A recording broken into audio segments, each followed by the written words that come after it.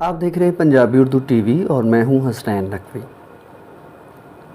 کسی بھی سماجی مظہر کی طرح فحاشی کی بھی کوئی ایسی تعریف متعین کرنا ممکن نہیں جس پر جملہ اقوام کا اتفاق ہو سکے، بلکہ ایک ہی علاقے یا ملک میں مختلف طبقات اور ثقافتی گروہوں کے نزدیک بھی اس کا مفہوم الگ الگ ہوگا۔ اگر ہم پاکستان کی بات کریں تو نہ صرف دیہات اور شہر کے باسیوں کی تفہیم مختلف ہوگی، بلکہ شہر میں موجود ایلیٹ، مڈل کلاس اور لوئر مڈل کلاس کی تفہیم میں بھی بہت نمایاں اختلاف دیکھا جا سکتا ہے۔ حتیٰ کہ اپنی اپنی کلاس میں بھی لوگ ایک دوسرے سے مختلف رائے کے حامل ہوں گے، اور یہ فرق ان کے رہن سہن اور روزمرہ کی گفتگو اور لباس میں واضح طور پر دیکھا جا سکتا ہے۔ اس بات کو سمجھنے کے لیے مڈل کلاس ایک عمدہ مثال بن سکتی ہے۔ اس کلاس میں لباس اور سوچ کے حوالے سے کافی تنوع پایا جاتا ہے۔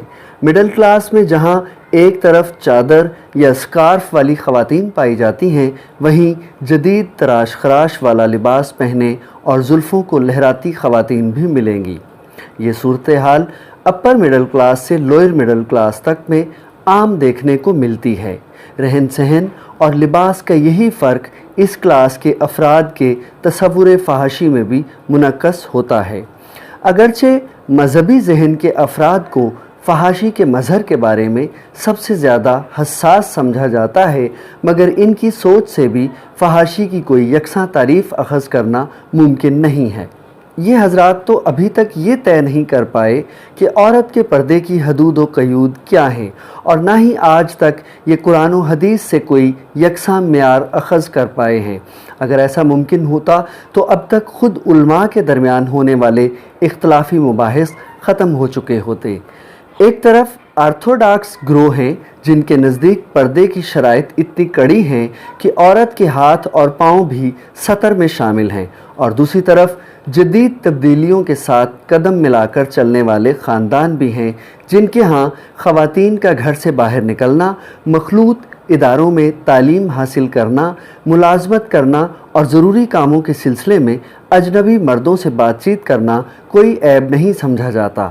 یقیناً ایسی خواتین کو پردے کی سختی سے پابندی کرنے والی خواتین کی جانب سے اچھی نگاہ سے نہیں دیکھا جاتا۔ الہامی مذاہب کے پیروکاروں میں عمومی طور پر عورت اور فحاشی کو لازم و ملزوم خیال کیا جاتا ہے، یعنی جہاں عورت ہوگی وہیں فحاشی کا امکان پیدا ہو جائے گا۔ اس سوچ کے پیچھے آدم اور حوا کی کہانی کھڑی ہے، جس کے مطابق اولین مرد کو عورت کی وجہ سے بہشت بدر ہونا پڑا۔ حالانکہ اس کہانی کے مطابق شیطان کے بہکانے سے پہلے دونوں بہشت میں عریاں گھومتے تھے۔ جب انہیں شیطان کے بہکانے کے بعد برہنگی کا احساس ہوا تو انہوں نے انجیر کے پتوں سے اپنے ستر ڈھانپے۔ تو گویا فحاشی کی وجہ آدم و حوا کی عریانی نہیں، بلکہ وہ ذہنی تبدیلی تھی جو شیطان کے بہکانے کے بعد پیدا ہوئی۔ فحاشی کو سمجھنے کے لیے یہ بات ایک بلیغ اشارہ ہے۔ مشرقی معاشروں کے باشندوں کی جنسی حساسیت، جہاں کہ عورت کو ملفوف رکھنے پر ضد کی حد تک زور دیا جاتا ہے، حد سے کہیں زیادہ بڑھی ہوئی ہے، جبکہ مغربی معاشرے جہاں ساحلوں پر مختصر ترین لباس میں دھوپ سینکنے کا چلن عام ہے، وہاں کوئی شاذ ہی کسی دوسرے کو نظر بھر کے دیکھتا ہوگا۔ ہمارے ہاں تو ایسے حضرات بھی ہیں جنہیں پسٹن کی حرکت اور قلمدان میں بھی فحاشی دکھائی دے جاتی ہے۔ ہاتھ اور پاؤں انسانی جسم کے وہ اعضاء ہیں جو کوئی بھی کام کرتے ہوئے سب سے زیادہ استعمال میں آتے ہیں، اور یہ سطر میں بھی شامل نہیں ہیں۔ ہاں، البتہ کسی سماج میں اگر انہیں بھی ملفوف رکھنے کے اخلاقی ضابطوں کا نفاذ کر دیا جائے تو یقیناً وہاں کے مردوں کی جنسی خواہش عورتوں کے ہاتھ اور پاؤں دیکھ کر بھی برانگیخت ہو جائے گی، اور اسے کسی صورت صحت مند رویہ نہیں کہا جا سکتا۔ ہمارے ہاں جو کلاسیکل شاعری تھی اس میں محبوب کی کمر کی نزاکت کا بے جا حد تک تذکرہ ملتا ہے، اور شاعر حضرات اس پہ ریشہ ختمی دکھاتے ہیں۔ اب صورت یہ ہے کہ ہندوستانی فلموں نے کمر کے بارے میں ہماری حساسیت کو بہت حد تک نارمل کر دیا ہے۔ مقبول شاعر جان ایلیا نے تو اپنی شاعری میں پیالہ ناف کی اصطلاح بھی کئی جگہ برتی ہے۔ معلوم نہیں یہ اصطلاح عورت کی قربت سے محروم مردوں کے صبر کا کیا کیا امتحان لیتی ہوگی۔ पेंटिंग और स्कल्पचर में न्यूड और पोर्न की इस्तिलाहें मुरव्वज हैं।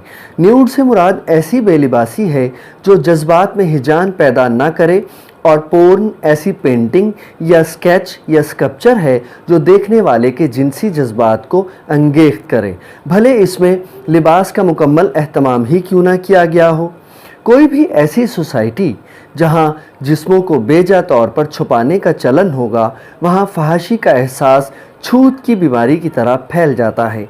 बल्कि मामला यहाँ तक पहुँचता है कि बज़ाहिर औरतें पर्दे में मलफूफ होती हैं, मगर मर्द इन्हें किसी न किसी सूरत में उरियां देखने की ख्वाहिश में मुब्तला रहते हैं। बल्कि वो अपना तसव्वुर इस इंतहा तक ले जाते हैं कि अपने तईं देख भी लेते हैं। फहाशी एक ज़हनी कैफियत का नाम है जिसका ताल्लुक़ अगरचे औरत से जोड़ा जाता है, मगर हकीकत ये है कि ये मर्द की सोच से मखसूस है। हम इसे मर्दों की सेक्सुअल फ्रस्ट्रेशन का पैमाना भी कह सकते हैं। सच तो ये है कि औरत जितनी ज़्यादा मलफूफ और मर्दों के लिए अजनबी होगी, उनकी जिनसी ख्वाहिश इसी कदर ज़ूदहिस होती जाएगी, और जिनसी हसासियत की यही कैफियत सोसाइटी में फहाशी का पैमाना ठहरेगी। फहाशी और छुपाने का अमल लाज़िम व मलज़ूम है। मगरिब के लोग एक खुली और आज़ाद ज़िंदगी जीते हैं। कमोबेश हर जगह मर्द और औरत मिलजुल कर काम करते हैं। वहाँ किसी नौजवान लड़की या अधेड़ उम्र की औरत को अपनी हिफाजत के झूठे एहसास के लिए नकाब ओढ़ने के साथ साथ छोटे बच्चे की उंगली थामकर बाहर नहीं निकलना पड़ता, जबकि हमारे यहाँ ये मंज़र रोज़मर्रा का हिस्सा है। वहाँ अपनी जिनसी ख्वाहिश को छुपाने और झूठ बोलने का चलन नहीं। अगर उन्हें कोई खातून अच्छी लगे तो बड़ी आसानी से पूछ लेते हैं कि क्या वो उनकी दोस्त बनना पसंद करेगी।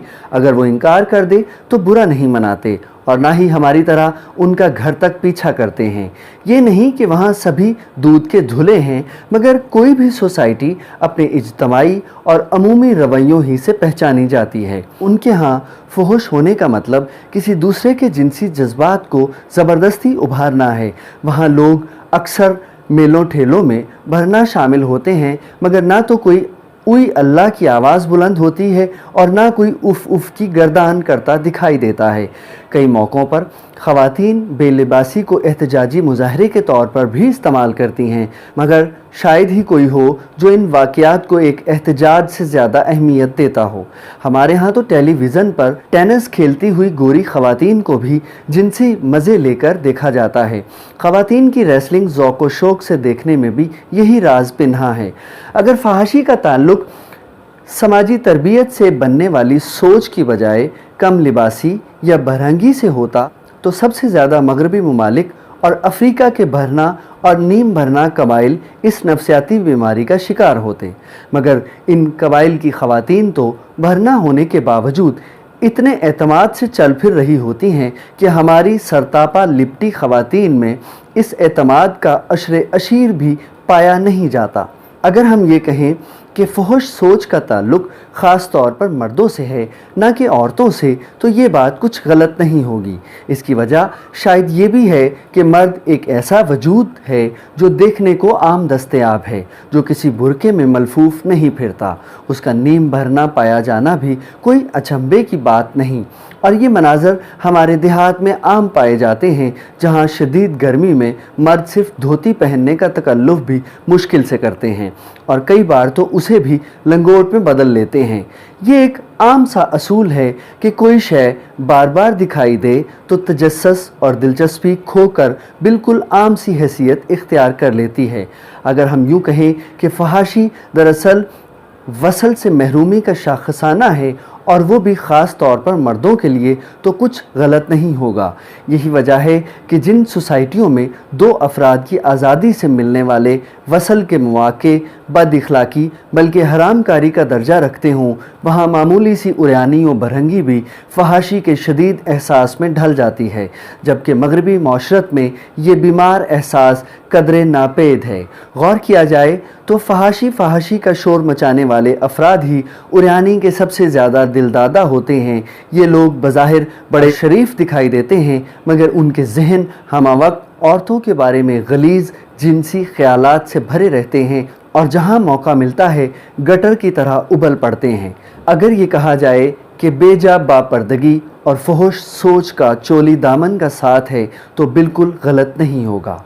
آپ کو یہ ویڈیو کیسی لگی اپنی رائے کا اظہار کمنٹس کی صورت میں ضرور کیجیے گا۔ شکریہ۔